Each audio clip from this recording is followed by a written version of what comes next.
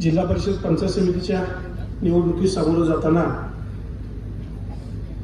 राष्ट्रवादी काँग्रेसच्या उमेदवारांच्या प्रचाराकरिता नामदार मुश्रीफ साहेब या ठिकाणी उपस्थित असणारे चंदगड विधानसभा मतदारसंघाचे माजी आमदार तुमचे आमचे नेते आदरणीय राजेश पाटील साहेब, त्यामुळे साहेबांना अधिक काळ रोखून ठेवणं पक्षाच्या यशाच्या दृष्टीने चुकीचं होईल. त्यामुळे या ठिकाणी व्यासपीठावर उपस्थित असणारे सगळे मान्यवर आणि व्यासपीठाच्या समोरही उपस्थित असणारे सगळे मान्यवर या ठिकाणी हरकणी जिल्हा परिषद मतदारसंघाचे अत्तरी साहेब उपस्थित आहेत. मूळ जिल्हा परिषद मतदारसंघाच्या उमेदवार तेजस्वी पाटील साहेब उपस्थित आहेत. यानंतर नूर पंचायत समितीचे उमेदवार शिवगणराव पाटील या ठिकाणी उपस्थित आहेत. अशोक चक्र मतदारसंघातील पंचायत समितीचे उमेदवार आदरणीय बागीताई या ठिकाणी उपस्थित आहेत. यानंतर नेसली जिल्हा परिषद पंचायत समितीचे उमेदवार अमर एकटी या ठिकाणी उपस्थित आहेत. त्याचबरोबर हडगे पंचायत समिती मतदारसंघाच्या उमेदवार स्नेहल जाधव या ठिकाणी उपस्थित आहेत. बसरगे पंचायत समिती मतदारसंघाच्या उमेदवार केसरोळी वैरी या ठिकाणी उपस्थित आहेत. त्याचबरोबर हरकणी मतदारसंघातील पंचायत समितीचे उमेदवार महेश देसाई या ठिकाणी उपस्थित आहेत. या सगळ्या उमेदवारांना मी तुमच्या वतीनं मनापासून शुभेच्छा देतो. चव्हाण मॅडम या ठिकाणी उपस्थित आहेत. अद्याप मला वाटते भडगावचे उमेदवार यायचे तरी महागाव पंचायत समिती जिल्हा परिषदचे उमेदवार यायचे ते माझे नेते आदरणीय नामदार हसनसू मुश्रीफ साहेब, आदरणीय राजेश पाटील साहेब, आदरणीय नंदाताई आणि आपण सर्व होऊ घातलेल्या पंचायत समिती आणि जिल्हा परिषद निवडणुकीमध्ये राष्ट्रवादी काँग्रेस पक्षाची काय भूमिका आहे हे मांडण्यासाठी आयोजित करण्यात आलेल्या जाहीर सभेसाठी आपण एकत्र जमलेलो. 27 तारखेला मराठी राजभाषा दिना दिवशी या मराठी मातीची सेवा करणारा अस्सल पुरोगामी मराठी नेता आदरणीय अजितदादा पवार यांचं बारामतीच्या विमान अपघातात जाणं झालं. अजितदादांच्या निधनाची बातमी समजता क्षणी आपल्या घरातलं कुणीतरी गेलं या भावनेनं नामदार हसन मुश्रीफ साहेब धाय मोकलून रडत होते. मी मुश्रीफ साहेबांना विचारलं, साहेब दादांच्या जाण्यानं तुमच्या आयुष्यात काय नुकसान झालं? साहेब म्हणाले, विजय, अजितदादा पवार म्हणजे हसन मुश्रीफ यांच्यासाठी महाराष्ट्राच्या सार्वजनिक जीवनातला सगळ्यात मोठा आधार होता आणि माझ्या आयुष्यातला सगळ्यात मोठा आधार गेल्याची भावना आदरणीय नामदार मुश्रीफ साहेबांनी व्यक्त केली. त्यांच्याविषयी बोलताना पत्रकार संजय आवटे असं म्हणाले की स्वर्गीय यशवंतराव चव्हाण साहेबांच्या शाळेतला शेवटचा विद्यार्थी लोकनेता म्हणजे अजितदादा पवार होते. महाराष्ट्राच्या राजकारणातला यशवंतराव चव्हाण साहेबांच्या शाळेतला शेवटचा विद्यार्थी लोकनेता गेल्याची खंत संबंध महाराष्ट्राला नक्कीच आहे. यशवंतरावांची आठवण निघाली म्हणून त्यांच्या आयुष्यातली गोष्ट सांगतो. 1 मे 1960 ला स्वर्गीय यशवंतराव चव्हाण साहेबांनी संयुक्त महाराष्ट्राच्या मुख्यमंत्री पदाची शपथ घेतली आणि शपथ घेतल्यानंतर दुसऱ्या दिवशी प्रके अत्रेंनी त्यांच्यावर टीका केली. अत्रे असं म्हणाले की जो माणूस एक मूल जन्माला घालू शकला नाही तो महाराष्ट्र काय सांभाळणार. यशवंतरावांना वाईट वाटलं, पण सगळ्यात जास्त वाईट वेणुताईंना वाटलं.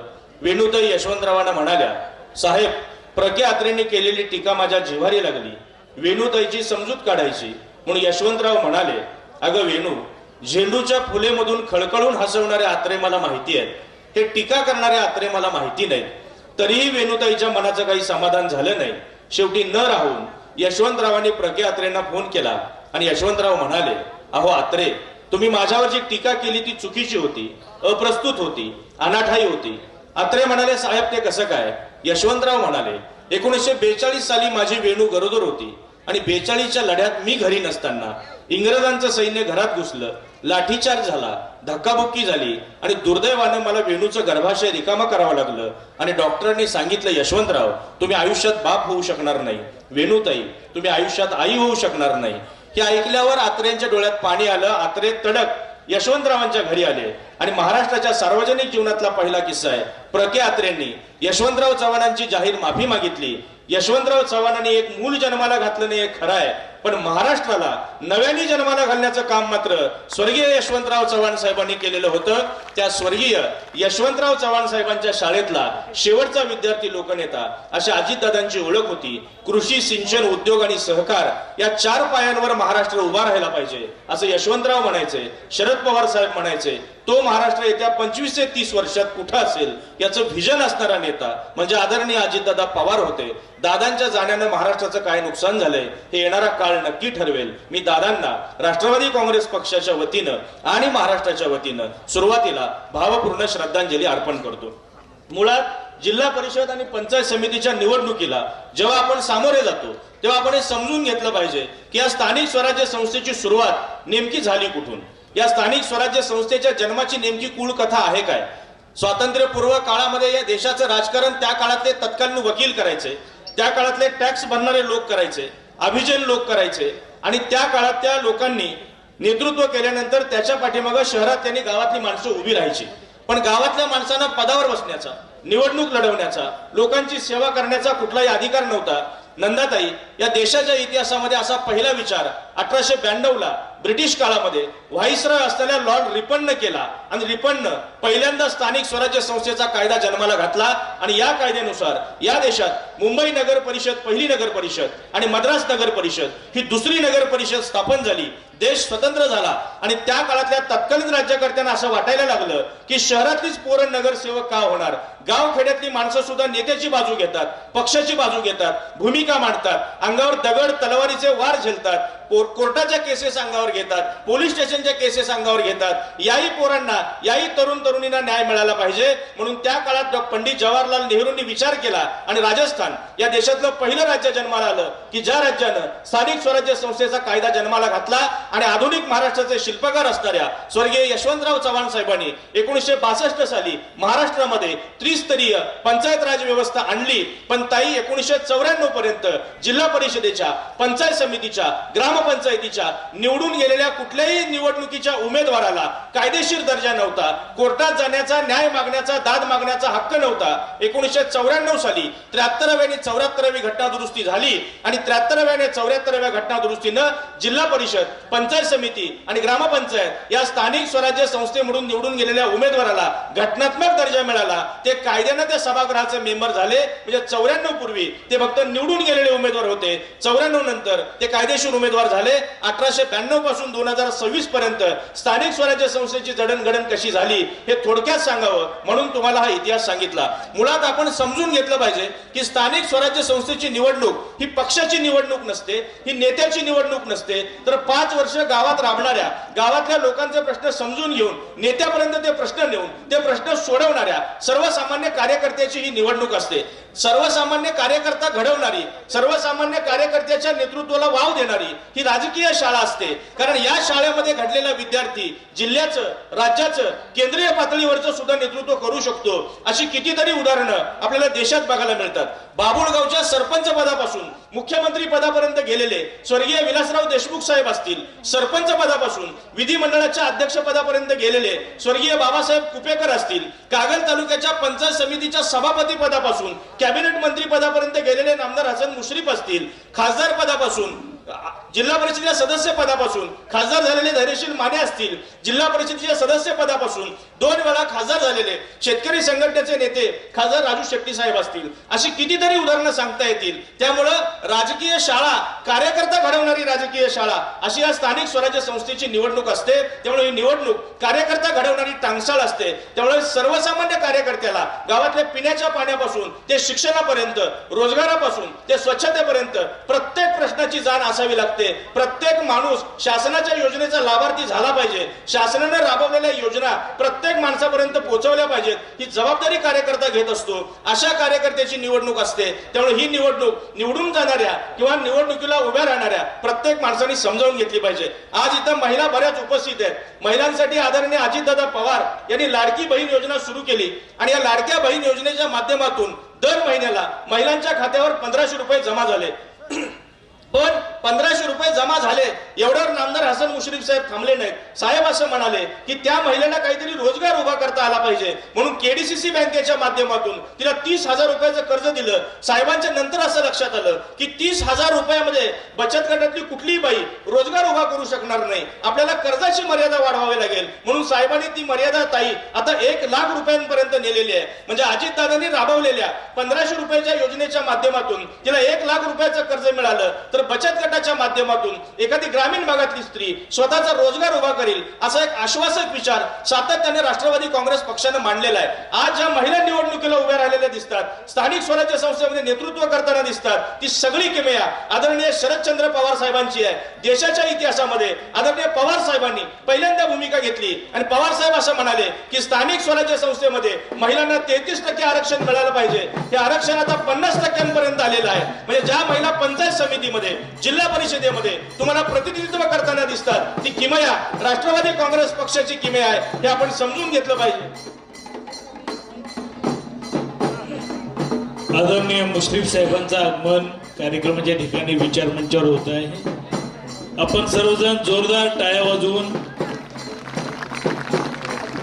साहेबांचं स्वागत करूया. साहेबांना विनंती आहे की साहेब आपण अजितदादांच्या प्रतिमेला पुष्पहार अर्पण करावं. अजितदादांची प्रतिमा विचार मंचाच्या डाव्या बाजूला मांडलेली आहे. साहेबांच्या हस्ते आपण दादांच्या प्रतिमेला हार अर्पण करूया.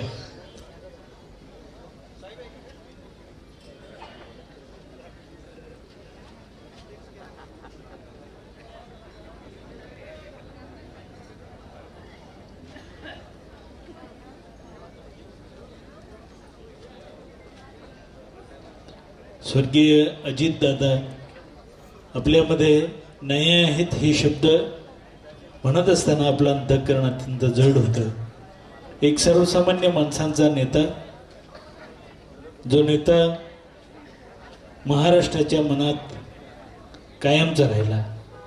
आदरणीय अजितदादांना भावपूर्ण आदरांजली अर्पण करण्यासाठी आपण सर्वजण 1 मिनिटभर आहे त्या ठिकाणी उभं राहायचं. स्टँड.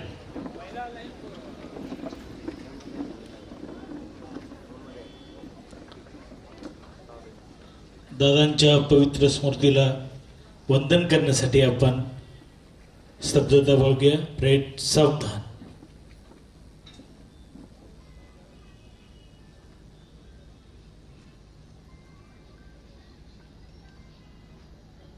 विश्राम. कृपया आपण सर्वांनी आसनस्थ व्हावं. यानंतर दादांच्या जीवनावरती या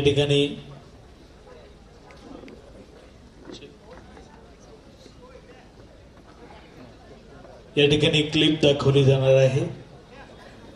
आपण सर्वांनी ते पाहायचे आहे.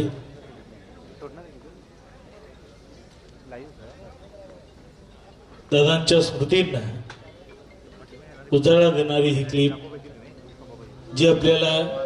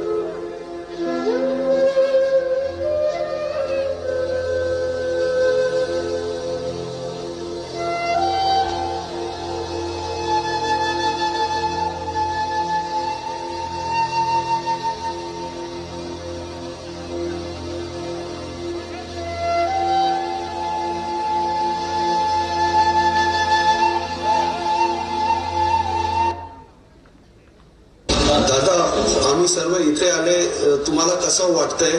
चांगलं वाटतंय.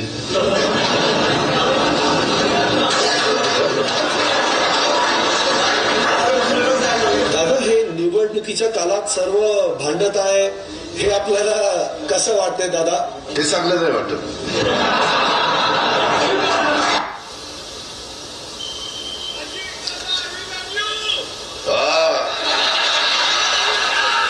घड्याळाचं बटन दाब, ती लव यू राहू दे बाजूला. घरी जाऊन बायकोला म्हण love you love you love you. बायको म्हणून आज लईच बिघडलाय गडी. 25 वर्ष तुम्ही सगळ्यांनी मला साथ दिली. तू नको साथ दे, तू ग बस. अरे आगे बढ़ो, तुम मेरे पीछे आओ पीछे आओ और मेरी घड़ी दबाओ दबाओ.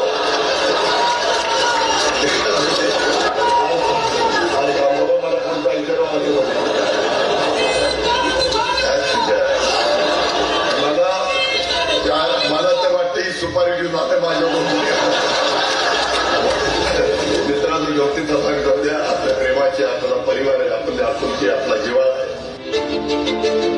जोपर्यंत माझे हात पाय हलतात ना, तोपर्यंत तुमचं भलंच करीन. बाकी तर करणार. मी काम करून दाखवलं. मी कामाचा माणूस आहे. मी कामाचाच माणूस आहे. कारण मित्रांनो, हे जग कायमचं राहणार आहे. तुम्ही आम्ही आज असू उद्या नसू. काळाच्या नियतीच्या पुढे बोलवून आल्यानंतर प्रत्येकाला जायचंय. परंतु आपण आपल्या हयातीत काम करत असताना समाजाला राजकारण हेच काही सर्वस्व नाहीये. राजकारण हेच होत असतं. राजकारण निवडणुका संपल्यानंतर विसरायचं असतं. पण ज्याच्यातनं त्या भागामध्ये आर्थिक सुबत्ता येणार आहे हे पाहिलं पाहिजे ना. मित्रांनो, कधी कुणाचं काय होईल ते काळाच्या नियतीच्या पुढे तुम्हाला मला सांगता येत नाही. पण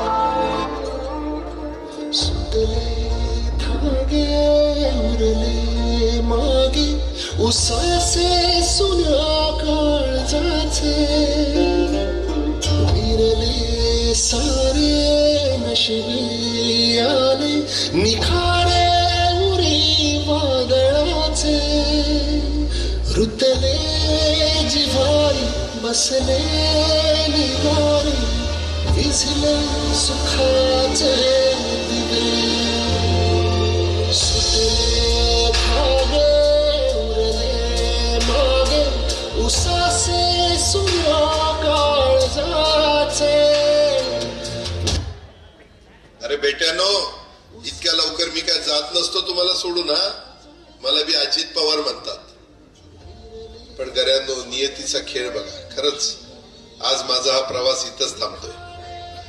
मी नेहमी म्हणायचो राजकारण आपल्या जागी आहे, पण काम महत्वाचं. लोकांनी मला कामाचा माणूस म्हटलं, तीच माझ्या आयुष्याची सर्वात मोठी कमाई होती. आज निरोप घेताना मन खूप जड आहे, पण एक समाधान आहे की शेवटच्या श्वासापर्यंत मी तुमच्यासाठीच धावत होतो. मी तुम्हाला शब्द दिला होता, जोपर्यंत माझे हातपाय चालतात तोपर्यंत तुमचं भलं करण्यासाठी मी झटत राहील. नियती बघा कशी असते. आज माझ्या हक्काच्या बारामतीच्या मातीत तुमच्या सेवेसाठी येत असतानाच माझे हातपाय कायमचे विसावले. पण मला अभिमान वाटतोय की मी रिकाम्या हाताने नाही, तर तुमच्या कामाची फाईट छातीशी धरूनच या जगाचा निरोप घेतो. शेवटच्या क्षणीही माझ्या डोळ्यासमोर फक्त तुमचा चेहरा होता. माझा स्वभाव थोडा रोखठोक होता. कधी कुणावर ओरडलो असेल, कुणाचं मन दुखावलं असेल, पण माझ्या त्या रागामागे फक्त एकच तरफड होती की माझ्या सामान्य माणसाचं काम झालं पाहिजे. सत्तेसाठी नाही, तर तुमच्या हक्कासाठी मी नेहमीच दादा म्हणून उभा राहील. आता मी निरोप घेतोय, पण महाराष्ट्र थांबता कामा नये. माझी जबाबदारी आता मी तुमच्यावर सोपवतोय. राजकारण करा, पण विकासाची गती थांबू देऊ नका.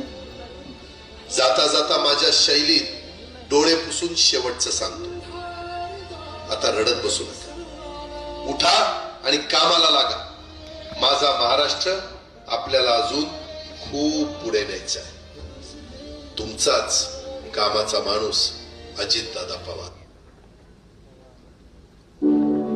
इतिहास त्याला कसा आठवेल माहीत नाही, पण महाराष्ट्राने त्याला नेहमी वादळात सुद्धा हसत उभा असलेला एक योद्धा म्हणून पाहिलं. महाराष्ट्राचं कल्याण हे त्याचं ध्येय नव्हतं, ही त्याची सवय होती, अगदी श्वास घेण्यासारखी नैसर्गिक.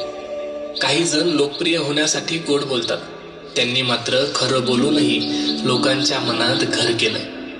दादा हे नाव सगळेच घेतात ओठांवर, पण त्या शब्दाचं वजन काही खांद्यांनाच पेलवतं, आणि तो खांदा कधीच झुकला नाही, कधीच थकला नाही. शेवटपर्यंत काम करत राहणं हीच त्यांची ओळख, आणि शांतपणे निघून जाणं हीच त्यांची उंची होती.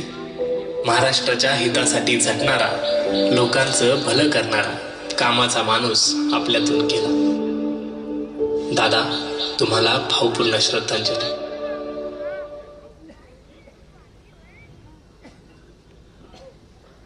यानंतर स्वागत प्रस्तावना माननीय जयसिंग चव्हाण साहेब.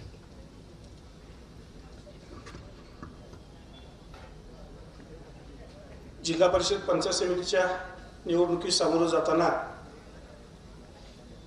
राष्ट्रवादी काँग्रेसच्या उमेदवारांच्या प्रचाराकरिता आज या ठिकाणी आपल्या सर्वांना मार्गदर्शन करण्याकरता उपस्थित असणारे तुमचे आमचे नेते, जिल्ह्याचे नेते आदरणीय नामदार मुश्रीफ साहेब, या ठिकाणी उपस्थित असणारे चंदगड विधानसभा मतदारसंघाचे माजी आमदार तुमचे आमचे नेते आदरणीय राजेश पाटील साहेब, स्वर्गीय कुपेकर साहेबांच्या कन्या तुमच्या आणि आमच्या नेत्या आदरणीय नंदाताई,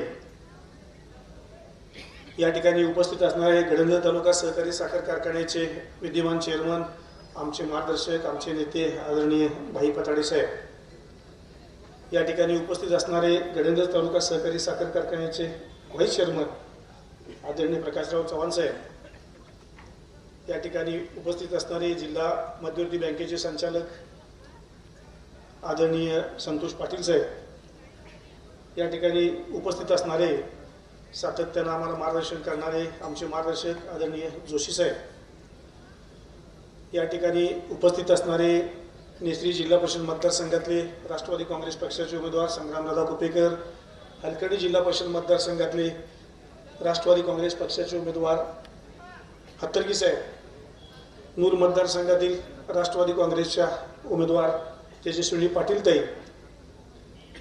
माधव वडगाव मतदारसंघातले राष्ट्रवादी काँग्रेस पक्षाचे उमेदवार अमरसिंह चव्हाण रस्त्यावर आहेत. या ठिकाणी उपस्थित असणारे चारही मतदारसंघातील राष्ट्रवादी काँग्रेसचे पंचायत समितीचे उमेदवार, या ठिकाणी खूप मान्यवर मंडळी उपस्थित आहेत. सगळ्यांच्याच नावाचा उल्लेख करायला गेलो तर वेळेचा अपव्यय होईल आणि साहेबांना यानंतर आणखी 2 सभा करायच्या आहेत, त्यामुळे साहेबांना अधिक काळ रोखून ठेवणं पक्षाच्या यशाच्या दृष्टीनं चुकीचं होईल. त्यामुळे या ठिकाणी व्यासपीठावर उपस्थित असणारे सगळे मान्यवर आणि व्यासपीठाच्या समोरही उपस्थित असणारे सगळे मान्यवर, सर्वप्रथम आता आदरणीय साहेबांनी अजितदादांच्या प्रतिमेला पुष्पहार अर्पण केला. मी आदरणीय दादांच्या प्रतिमेला मनापासून त्यांच्यापुढे नतमस्तक होतो, दादांना विनम्र अभिवादन करतो. साहेब, मुळात राष्ट्रवादी काँग्रेसच्या कार्यकर्त्यांमध्ये या निवडणुकीमध्ये प्रचंड उत्साह जाणवतोय. या उत्साहाचं सगळं श्रेय कुणाला असेल तर ते आदरणीय साहेब तुम्हाला आहे. तुम्ही जर हे राष्ट्रवादी काँग्रेसचे 2 प्रवाह एकत्र आणले नसते तर कदाचित आमची विरोधकांच्यावर लढताना निश्चितपणे दमछाक झाली असती. त्यामुळं राष्ट्रवादी काँग्रेस यशाच्या समीप पोहोचलेली आहे, किंबहुना यश नजरेच्या दृष्टीपथात आलेलं आहे. या सगळ्याचा श्रेय साहेब तुम्हाला आहे. तुम्हीच या यशाचे सगळ्यांनी या जल्लोषाचे खरे मानकरी आहात. आता 2 मिनिटांमध्ये इथे उमेदवार उपस्थित आहेत, त्यांचे फक्त 1-1 मिनिटांमध्ये ओळख करून देतो. या ठिकाणी नेसरी जिल्हा परिषद मतदारसंघाचे उमेदवार संग्रामसिंह कुपेकर साहेब उपस्थित आहेत. या ठिकाणी हलकडी जिल्हा परिषद मतदारसंघाचे हत्तरगी साहेब उपस्थित आहेत. नूर जिल्हा परिषद मतदारसंघाच्या उमेदवार तेजस्विनी पाटील उपस्थित आहेत. यानंतर नूर पंचायत समितीचे उमेदवार शिवगोंडा पाटील या ठिकाणी उपस्थित आहेत. हसूर शेखपूर मतदारसंघातील पंचायत समितीचे उमेदवार आदरणीय बागीताई या ठिकाणी उपस्थित आहेत. यानंतर नेसरी जिल्हा परिषद पंचायत समितीचे उमेदवार अमर इर्तुकी या ठिकाणी उपस्थित आहेत. त्याचबरोबर हडली पंचायत समिती मतदारसंघाच्या उमेदवार स्नेहल जाधव या ठिकाणी उपस्थित आहेत. बस्तरगे पंचायत समिती मतदारसंघाच्या उमेदवार केसरोळी वहिनी या ठिकाणी उपस्थित आहेत. त्याचबरोबर हलकणी मतदारसंघातील पंचायत समितीचे उमेदवार महेश देसाई या ठिकाणी उपस्थित आहेत. या सगळ्याच उमेदवारांना मी तुमच्या वतीनं मनापासून शुभेच्छा देतो. साहेब, आता मी अधिक काय बोलणार नाही, कारण जे काय बोलायचं ते तुम्हीच बोलायचं आहे. ताईंनी बोलायचं आहे, राजेश पाटील साहेबांनी बोलायचं आहे. महागावच्या पंचायत समितीच्या उमेदवार चव्हाण मॅडम या ठिकाणी उपस्थित आहेत. अद्याप मला वाटते भडगावचे उमेदवार यायचे आहेत आणि महागाव पंचायत समिती जिल्हा परिषदेचे उमेदवार यायचे आहेत, ते रस्त्यावर आहेत, प्रचारामध्ये आहेत. साहेब, मला तुम्हाला अधिक काय सांगायचं नाही. या व्यासपीठावरून मला तुम्हाला इतकंच सांगावं लागेल की 10 फेब्रुवारी 2024 रोजी आपल्या उपस्थितीमध्ये आदरणीय आदित्यदादांच्या हस्ते नूरमधल्या सुरगीश्वर संकुलाच्या वास्तूचा भूमिपूजन समारंभ झाला होता.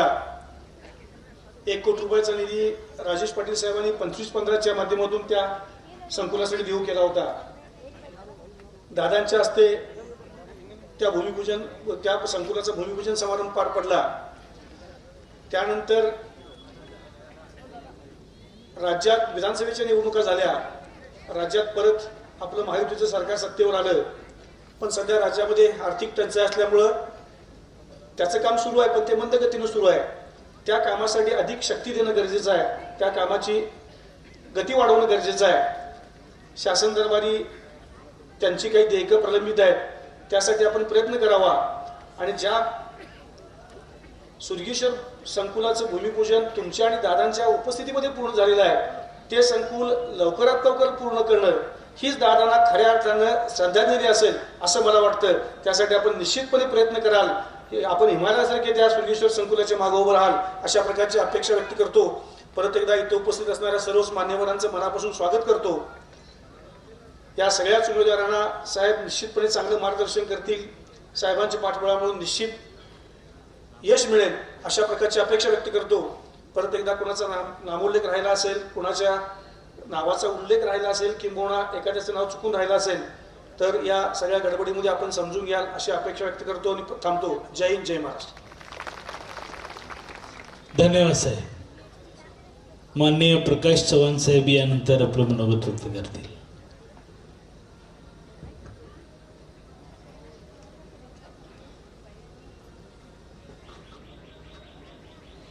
जिल्हा परिषद पंचायत समितीच्या निवडणुकीसाठी प्रचारात आलेले तुम्हा सर्वांचे मंत्री महोदय मुश्रीफ साहेब, या विभागाचे माजी आमदार साहेब राजेश पाटील साहेब, उपेकर ताई, सर्व उपेकर बंधू आणि 5ही मतदारसंघातले जिल्हा परिषद सदस्य, पंचायत समितीचे सदस्य, उपस्थित असलेल्या सर्व स्टेजवरील मान्यवर आणि समोर बसलेल्या सर्व कार्यकर्त्यांना, बंधू भगिनींना माझा नमस्कार.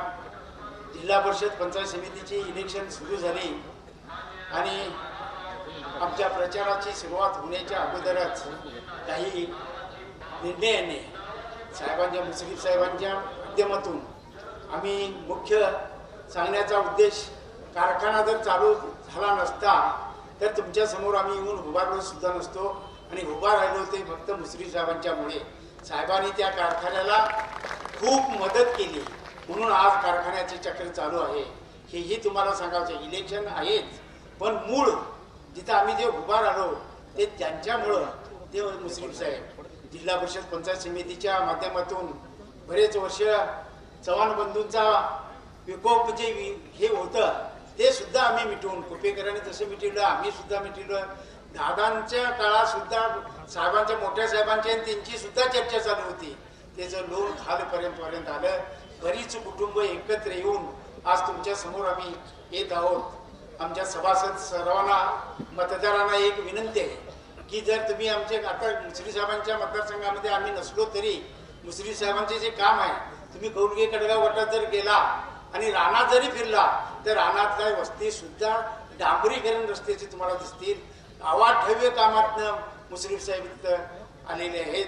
कौलगे कडगाव गटाचा प्रश्न आहे, पण हे 4-5 मतदारसंघ सुद्धा आहेत, ते सुद्धा आमच्या राष्ट्रवादीच्या उमेदवारांचं चांगलं वातावरण आहे. तुम्ही सर्वांनी 2 दिवस राहिलेले, काही लोकांना वाटतंय आम्ही काहीतरी नवीन पराक्रम करू आणि लोकांना विकत घेण्याचा धंदा करण्याचा माणूस काही लोकांच्या मध्ये आहे. इलेक्शन अशा जिंकता येतात, पण असे नाही. कार्यकर्त्यांचं जाळं तुमचं आमचं विटलेलं खालती आहे.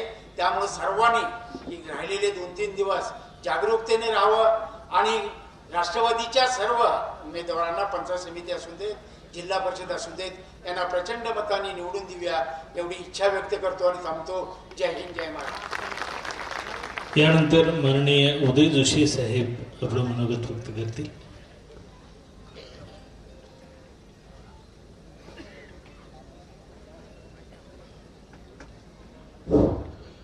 येत्या 7 तारखेला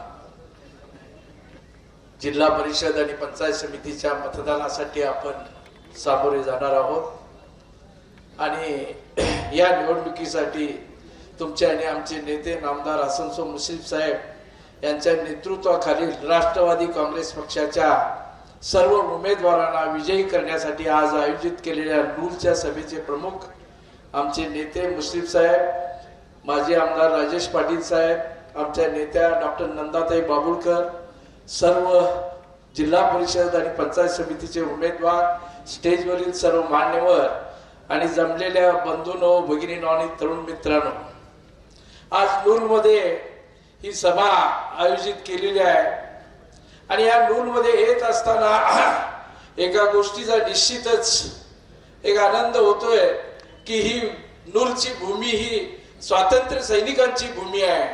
कारण देशाला स्वातंत्र्य मिळवून देण्यासाठी महाराष्ट्रामध्ये ज्या गावामध्ये जास्तीत जास्त स्वातंत्र्य सैनिक असतील त्या 1-2-3 गावांमधील नूरमध्ये 30 स्वातंत्र्य सैनिक होते आणि त्यांनी देशाला स्वातंत्र्य मिळवून दिलं आणि ही त्यागाची भूमी आहे. आणि आता आपल्याला या त्यागातूनच एक नवीन जे वादळ आपल्या तालुक्यात आलेलं आहे ते थांबवण्यासाठी आज तुम्हाला संबोधित करण्यासाठी आपण सर्वजण जमलेलो आहोत. मित्रांनो, आज जर विचार केला तर 2002 पूर्वीचं नूल गाव आणि 2002 पूर्वी या परिसराचा जर विचार केला तर हिरण्यकेशी नदीमधून आपण फेब्रुवारीमध्ये पायात चप्पल घालून वाळूतून येत होतो. पण आज 2002 नंतर स्वर्गीय कुपेकर साहेबांच्या प्रयत्नातून चित्री प्रकल्प साकारला गेला आणि या नूरचं आणि या नूर परिसराचा एक चेहरा मोहरा बदलून गेला. मित्रांनो, 2002 साली एक सर्वे केला होता, आम्ही खासगीरित्या सर्वे केला होता. नूर गावामध्ये जयसिंगराव फक्त 8 ट्रॅक्टर होते आणि 200 ते 300 मोटरसायकली होत्या आणि 4 चाकी गाड्या या हातावर मोजण्या इतक्या होत्या. पण आज या गावामध्ये किमान 150 ट्रॅक्टर आणि मोटरसायकलची तर आपण किचगंती करू शकत नाही आणि 4 व्हीलर तर प्रत्येकाच्या दारात आहेत. हे जे करण्याचं काम केलेलं आहे ते तुमच्या आणि आमचे नेते स्वर्गीय बाबासाहेब कुपेकर आहेत. त्यांनी या चित्री प्रकल्पाचं पाणी या नदीमध्ये हिरण्यकेशी नदीमध्ये आलं आणि या भागाचं सगळं आर्थिक सगळं बदलून गेलं. प्रत्येकाच्या घरामध्ये नोकरी देण्याचं काम स्वर्गीय कुपेकर साहेबांनी केलं. त्यावेळेला म्हणायचे, उदयराव, कुणाच्या नोकरीचं काम सांगू नका, कारण एकाला नोकरी दिली की 10 जण दुखावतात. पण मला प्रत्येक घरामध्ये नोकरी देण्याचं काम करायचं आहे. प्रत्येक घरातल्या शेतकऱ्याच्या घरात 100 टन ऊस झाला पाहिजे. याकरता घरामध्ये पाणी, चित्री प्रकल्पाचं पाणी हे त्याच्या शेतापर्यंत गेलं पाहिजे. फक्त ऊसाचं उत्पादन वाढलं मुश्रीफ साहेब असं नाही, तर दूध दुभत या दूध जनावरांचे धवल क्रांती आज गोकुळच्या नूल मधून मला वाटतं किमान 3,000 ते 4,000 लिटर दूध साहेब आज दररोज या गोकुळ दूध संघाला जातंय. तो त्यामुळेही आर्थिक क्रांती या ग्रामीण भागामध्ये झालेली आहे. फक्त एवढंच काम नाही की आज समोरची बाजू म्हणतात शाश्वत विकास शाश्वत. अहो शाश्वत विकास म्हणजे काय? चित्रीचं पाणी हे शाश्वत विकास, आंबेवळचं पाणी हे शाश्वत विकास, उच्चंगीचं पाणी हे शाश्वत विकास, फाटकवाडीचं पाणी हेही शाश्वत विकास आहे. आणि त्याचबरोबर तुमच्या आरोग्याची काळजी घ्यावी म्हणून त्यावेळा स्वर्गीय कुपेकर साहेबांनी 100 बेडचं हॉस्पिटल उभं केलं. आज त्या हॉस्पिटलला 200 बेडचं हॉस्पिटल करण्याचं काम मुश्रीफ साहेबांनी केलेलं आहे. आज त्या हॉस्पिटलची ओपीडी जर बघितला तर किमान 500च्या पुढे ओपीडी महाराष्ट्रात कुठेही नाही एवढी ओपीडी त्या ठिकाणी गोरगरिबांचं काम करण्याचा. आज पूर्वीच्या काळी 5 रुपये केस पेपरला घेत होते, आज मुश्रीफ साहेबांच्या काळामध्ये ते 5 रुपये घेतले जात नाहीत. सर्व उपचार हे मोफत त्या ठिकाणी केले जातात. ही आरोग्याची सेवा आणि हे शाश्वत विकास. मित्रांनो, आज येत्या निवडणुकीला आता आपल्याला 7 तारखेला सामोरं जायचं आहे.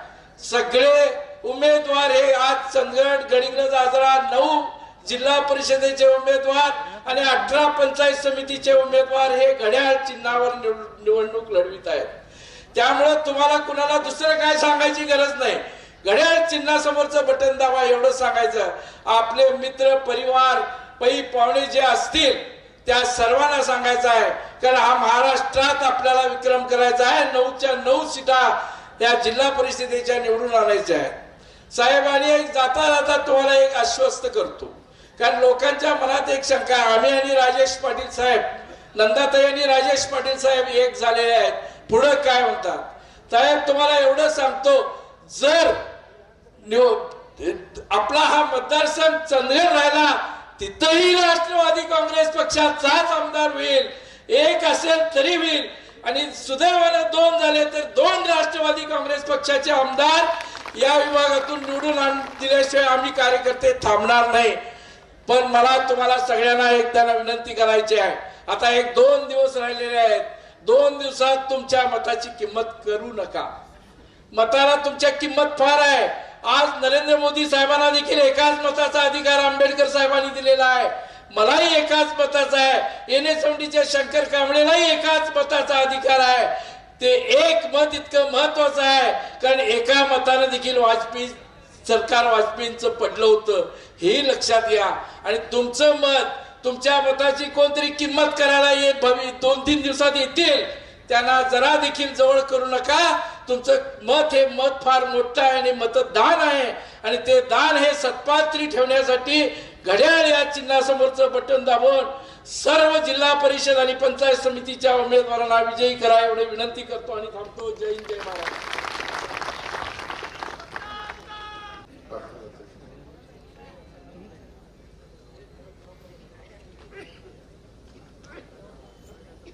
नूल येथील बोलवलेल्या आजच्या कोल्हापूर जिल्हा परिषद व गडिंग्लज पंचायत समितीच्या निवडणुकीच्या निमित्तानं प्रथमतः आपल्या नूल गावातील आपलं ग्रामदैवत हनुमानाच्या चरणी नतमस्तक होऊन ज्या सुरगेश्वर मठाचे लिंगैक गुरु सिद्धेश्वर चंद्रशेखर महास्वामीजीने मला आशीर्वाद दिला होता, त्यांच्या समोर नतमस्तक होऊन आपल्या गुरु सिद्धेश्वर महास्वामींच्या चरणी वंदन करून महाराष्ट्र राज्याचे माजी उपमुख्यमंत्री, राष्ट्रवादी काँग्रेस पक्षाचे राष्ट्रीय अध्यक्ष, आमचा आधारवड आदरणीय स्वर्गीय अजितदादा पवार यांच्या स्मृतीस अभिवादन करून गडिंग्लज तालुक्यातील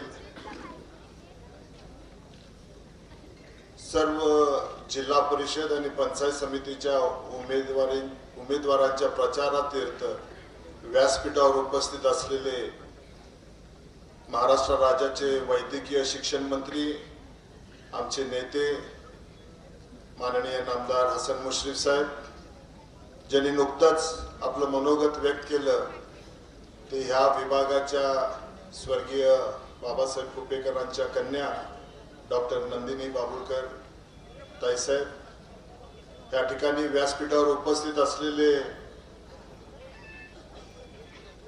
कलिंग सहकारी साखर कारखान्याचे चेअरमन, माझे सहकारी मित्र प्रकाश भाई पत्ताडे, या ठिकाणी उपस्थित असलेले राष्ट्रवादी काँग्रेस पक्षाचे गडिंग्लज तालुका अध्यक्ष आदरणीय बाबासाहेब पाटील मुगळीकर, माझे मार्गदर्शक आदरणीय महाबळेश्वर चौले साहेब, ज्यांनी आमच्या सर्वांच्यातले जे मतभेद मिटले म्हणून आपल्या घरातला सुद्धा मतभेद मिटवला, ते आदरणीय आमचे मार्गदर्शक प्रकाशरावजी चव्हाण, कोल्हापूर जिल्हा मध्यवर्ती सहकारी बँकेचे संचालक आदरणीय संतोष पाटील साहेब, या गावचे आपल्या सर्वांचे चाणक्य म्हणून ज्यांना संबोधलं जातं ते सन्माननीय जयसिंगराव चव्हाण, व्यासपीठावर उपस्थित असलेले दुसऱ्या बाजूचे चाणक्य उदयरावजी जोशी, या विभागाचे आमचे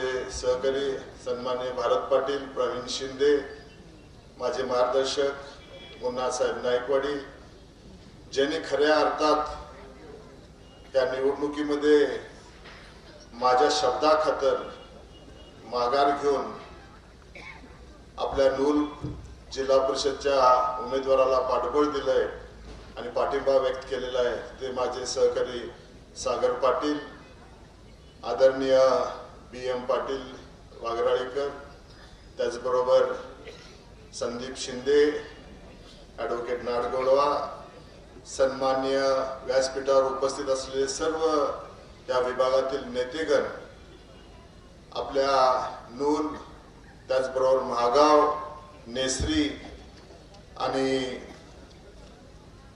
हलकर्णी जिल्हा परिषदचे सन्माननीय उमेदवार, पंचायत समितीचे उमेदवार, सर्व मतदार बंधू भगिनींनो, बराच वेळ झालेला आहे. साहेबांना पुढची बैठक कडगावला आहे, तिथं जाण्याची गडबड आहे. पण ह्या निवडणुकीच्या पार्श्वभूमीवर मगाशी आदरणीय ताई साहेबांनी आम्ही दोन्ही राष्ट्रवादी एक झालो हे जाहीर केलेलं आहे आणि त्यासाठी सर्व कार्यकर्त्यांनी, मला वाटते ह्या गडिंग्लज तालुक्यातल्या ज्यांनी गेली 5 वर्ष माझ्या खांद्याला खांदा लावून जे एक नातं माझ्याशी जोडलं आणि जे जीवाभावाचं प्रेम ते आज माझ्यावर करतात, त्यांनी माझ्या शब्दाखातर आपले सर्व मतभेद विसरून ते या निवडणुकीमध्ये, मला विश्वास आहे की ह्या सर्व उमेदवारांना विजयी करण्यासाठी जीवाची बाजी लावून राष्ट्रवादी काँग्रेस पक्षाच्या घड्याळ चिन्हावरती आपला मतदानाचा पवित्र हक्क बजावतील. उरलेले जे काय 5% कोण गेले असतील, त्यांच्या जाण्यामागे झारीतला शुक्राचार्य कोण आहे हे गडिंग्लजकरांनी मला वाटते शोधणं ही गरजेचं आहे. कारण का ज्या मतदारसंघामध्ये गेल्या 5 वर्षामध्ये तुम्ही सर्वांनी ज्या तऱ्हेचं प्रेम मला दिलं, आदरणीय स्वर्गीय अजितदादा असतील, आदरणीय मुश्रीफ साहेब असतील, ज्यांनी ह्या मतदारसंघाच्या विकासासाठी भरघोस निधी दिली आणि त्यानंतर सुद्धा जे गेल्या 2019ला माझ्यासोबत होते ते ह्या वेळेला माझ्यासोबत नसताना सुद्धा ज्या गडिंग्लजकरांनी माझ्यावर जो विश्वास दाखवला आणि मला 22,000ची मतं त्या मतदारसंघातून दिली, मी त्यांचे ऋण कधीही आयुष्यात विसरू शकणार नाही आणि मी सदैव त्यांच्या पाठीशी, त्यांच्यासाठी अहोरात्र त्यांच्यासाठी मी झटत राहीन हे अभिवचन ह्या निमित्तानं तुम्हालाही देतो. मगाशी उदयराव जोशी साहेबांनी सांगताना सांगितलं की उद्याला जर चंदगड विधानसभा मतदारसंघ एकच राहिला तर तो आमदार राष्ट्रवादीचा असेल, पण ते नाव घ्यायला विसरले. पण मला वाटतंय इथली जनता ही विसरणार नाही. स्वर्गीय अजितदादांच्या माध्यमातून ह्या राजेश पाटलांनी केलेला ह्या मतदारसंघाचा विकास मला वाटते तो नक्कीच 2029 सुद्धा आठवण ठेवतील. आणि मी सुद्धा तुम्हाला शब्द देतो, नामदार हसन मुश्रीफ साहेब इथं आहेत. मी अजितदादांना एक शब्द दिला होता, पुढच्या वेळेला जर चंदगड आणि गडिंग्लज 2 विधानसभा मतदारसंघ झाले तर ह्या भागातून तुम्हाला 2 राष्ट्रवादीचे आमदार निवडून दिल्याशिवाय राहणार नाही. आणि ह्यासाठी सर्व राष्ट्रवादीचे कार्यकर्ते आपली जीवाची बाजी लावतील, हा शब्द मी आदरणीय अजितदादांना दिला होता. त्यामुळे मला तो विश्वास आहे की ह्या सर्व गोष्टी करत असताना प्रामाणिकपणे अहोरात्र नामदार हसन मुश्रीफ साहेबांनी ह्या भागासाठी जे योगदान दिलं आणि आज त्यांच्या ताकदीवर ते हिमालयासारख्या आमच्या पाठीशी आहेत. इथल्या सर्व जाती धर्मातल्या लोकांना घेऊन आम्ही जे एक ऋणानुबंध इथं निर्माण केलेला आहे आणि जे विकासाच्या कामाच्या माध्यमातून या भागामध्ये एक जिव्हाळा आमचा निर्माण झालेला आहे आदरणीय मुश्रीफ साहेबांची या आपल्या राष्ट्रवादी काँग्रेस पक्षाशी, तर नक्कीच हा इथला जनसमुदाय पाहिल्यानंतर मुश्रीफ साहेबांना विश्वास पटेल की हे 4च्या 4 जिल्हा परिषदचे उमेदवार गडिंग्लज तालुक्यातले आणि त्याचबरोबर पंचायत समितीच्या 8चे 8 उमेदवार मी तुम्हाला या निमित्तानं सांगू इच्छितो. कारण का मी चंदगड विधानसभा मतदारसंघाचा आमदार आहे, त्यामुळे मी फक्त 4 उमेदवारांचा विजय मी घोषित करू शकत नाही. या मतदारसंघामध्ये 9 राष्ट्रवादी काँग्रेस पक्षाचे उमेदवार जिल्हा परिषदला उभे आहेत आणि यामध्ये 18 पंचायत समितीचे उमेदवार उभे आहेत. या सर्व उमेदवारांना उद्याला येणाऱ्या 9 तारखेला गुलाल लागल्याशिवाय राहणार नाही, हा इथल्या राष्ट्रवादी काँग्रेस पक्षाच्या कार्यकर्त्यांचा मला वाटतं हा शब्द असेल. आणि जर खरी तुम्ही स्वर्गीय बाबासाहेब कुप्पेकरांना, स्वर्गीय नरसिंहराव पाटलांना आणि स्वर्गीय अजितदादांना जर खरी श्रद्धांजली व्हायची असेल तर हा राष्ट्रवादी काँग्रेस पक्षाचा बालेकिल्ला अबाधित ठेवण्याचं काम तुम्ही सर्व राष्ट्रवादी काँग्रेसवरती प्रेम करणाऱ्या कार्यकर्त्यांनी येणाऱ्या 2 दिवसामध्ये कोणतीही आमिष न स्वीकारता स्वाभिमानानं आपलं मतदान घड्याळच्या चिन्हासमोरचं करून या सर्व 9च्या 9 जिल्हा परिषद आणि 18च्या 18 पंचायत समितीच्या उमेदवारांना विजय कराल, एवढेच या निमित्तानं आपल्याकडे अपेक्षा व्यक्त करतो आणि थांबतो. जय हिंद, जय राष्ट्रवादी. यानंतर ज्याने आत्ताच नुकता राष्ट्रवादी काँग्रेसमध्ये प्रवेश केला ते आमचे मार्गदर्शक तालुका संघाचे माजी अध्यक्ष स्वर्गीय हत्तगी साहेबांचे खंदे समर्थक BM पाटील वाघाळकर साहेब यांनी या ठिकाणी मनोगत व्यक्त करायची इच्छा व्यक्त केलेली आहे. 2 मिनिटांमध्ये त्यांनी आपलं मनोगत व्यक्त करावं अशी त्यांना विनंती करतो.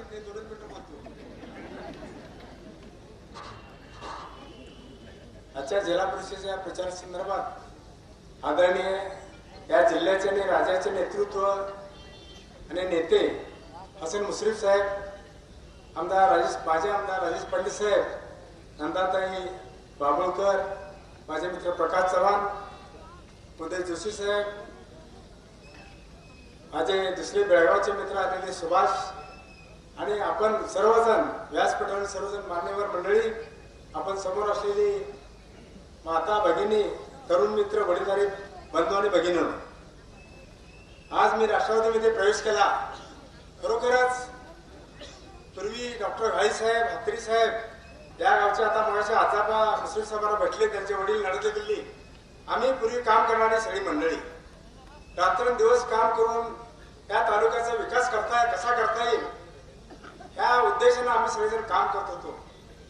त्यावेळी बाबासाहेब कुप्पेकर आमदार झाले आणि आमदार झाल्यानंतर मुश्रीफ साहेब आम्ही मागच्या वेळेला दीपकराव जाधव, संग्राम दादा कुप्पेकर यांना जिल्हा परिषद मतदारसंघातून मागच्या वेळेला 5 ते 6 हजार मतांना आम्ही निवडून दिलो. आपला आदेश मुश्रीफ साहेब तुम्ही मला सांगितला, भैरू पाटील काय करायचं नाही, तुम्ही आता बाकीचं काय विचारू नका मला आणि तुम्ही या जिल्हा परिषदेमध्ये कामाला लागा, संग्रामला तिकीट दिले, संग्रामला निवडून द्या.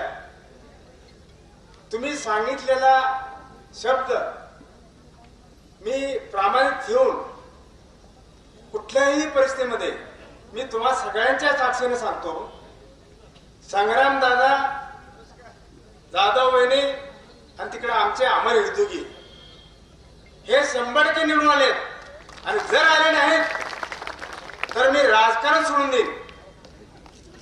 40-50 वर्ष मी राजकारण केलेला कार्यकर्ता. मी मध्यंतरीच्या 5-6 वर्षामध्ये मी थांबलो होतो. आमदार केला, आमचे पाहुणे राजे पडला असून सुद्धा मी त्यांच्यावर उलटा प्रचार केला. त्याला कारण वेगळी आहेत. आता इथं मी बोलणं बरोबर नाही.